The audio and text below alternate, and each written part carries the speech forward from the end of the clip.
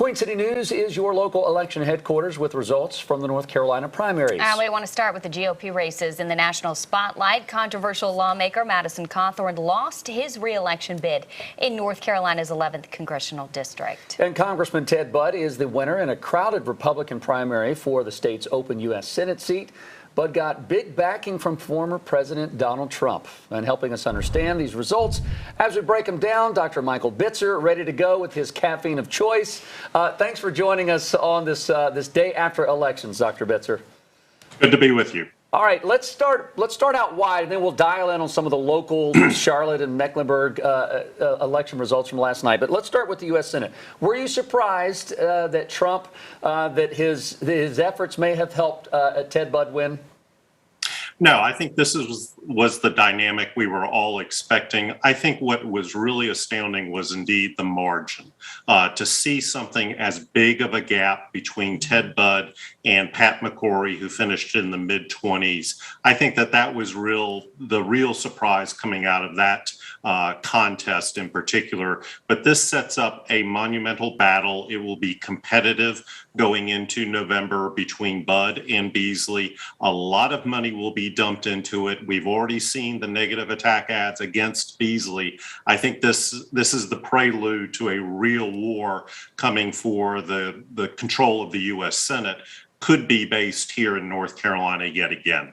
Well, and another winner last night in that race, Dr. Bitzer, Club for Growth PAC. I mean, they pumped a lot of money into this race and probably chump change compared to what they'll put in over the next 174 days.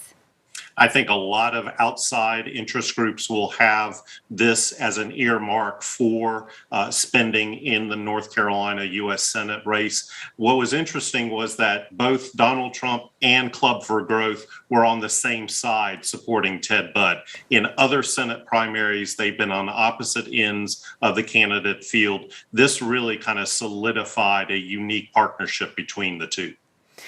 Another big spotlight here in North Carolina last night was obviously with Madison Cawthorn. Not all of Trump's muscle power helped last night. Obviously, a lot of folks were fed up with some of the news that's been coming out lately with Madison Cawthorn, but I'm surprised at how close the race was with Senator Chuck Edwards, who eventually won over Madison Cawthorn. It was indeed a tight race in terms of the total vote, but if you look at the early votes versus election day, Chuck Edwards built up a very sizable lead in the early votes, and that was driven by unaffiliated voters who showed up in substantial numbers, the highest of any Republican primary in the state for that congressional district. And then on election day, Madison Cawthorn won that vote, but not enough to make up the difference that had already been banked. Well, and that likely won't be as competitive of a primary race in that district because of Western North Carolina, with the exception of Asheville proper there. Exactly. That district is basically, if you take the 2020 dynamics, it's basically a 58 Republican district. That's going to be hard to overcome in a advantage Republican midterm dynamic that we will see here in North Carolina. And we also, in that race, we saw Senator Tillis get behind State Senator Edwards, and that's something that we really haven't seen a whole lot of in primary elections, with, of course, the exception of Donald Trump getting behind a candidate. It's typically the general election that you see some of that firepower come out. Yeah, this entire race, I think, was driven by the dynamic of Madison Cawthorn. I think his political adolescence, his hubris, his real self-interest and self-inflicted political wounds, and then layer on top of that the wrath of the North Carolina Republican establishment led by Senator Tillis. I think that this was just a cross-cutting hurricane in the mountains that would have made it hard for any incumbent to withstand. Well, the Democrats still had a strong night. I mean, when you look at the numbers, we have the new 14th congressional district. Senator Jeff Jackson won that one pretty easily. He now goes against Pat Harrigan. And, of course, Alma Adams. Here for us locally, those numbers are still strong, even when you look 6 months out looking towards November. Certainly, and those two districts are advantaged Democratic going into November's general election. Again, just based on the dynamics of what we've seen in the past, it should be an easy path for both Adams and Jackson come this fall. The real question is, do those districts change come 2023 when the legislature will likely redraw the congressional district maps yet again?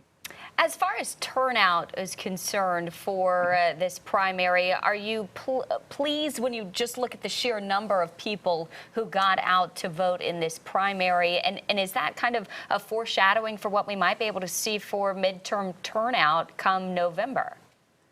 Well, certainly the range in terms of midterm primaries tend to be between 15 and 20%.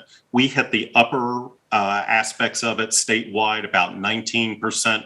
But then again, this speaks to less than 2 out of 10 voters showing up in some contest to decide the winner. There is no opposition in November, so we went ahead and elected somebody to the state legislature, for example, right now.